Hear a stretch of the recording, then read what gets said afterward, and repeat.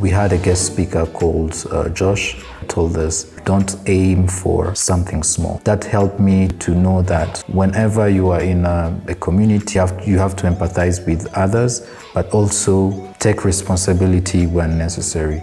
He was jokingly talking about, I don't want you in the few years having small boutiques in your neighborhood. Aim for something big. So that was a huge inspiration. My name is Olivier Shyaka. I joined Generation Rwanda in 2011. I was in the creative design department at the former KIST.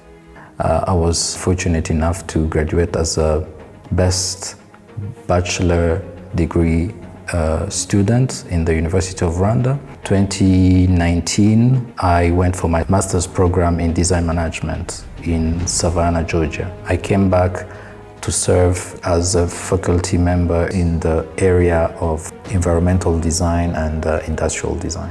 I applied for the Fulbright scholarship. Remembering that the design program was still new in Rwanda, in my application, I mentioned that I'll be giving back. The main motivation is what we've been learning from Generation Rwanda, to be accountable in all ethics related to work in my growth.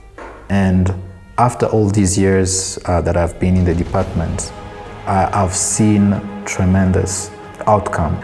Some of our students help in communication design, in making products like furniture, but also create jobs. With that opportunity of studying something that I really wanted, the program was still new, expensive, having the Fulbright scholarship, all that started with Generation Rwanda. So I'm really, really thankful.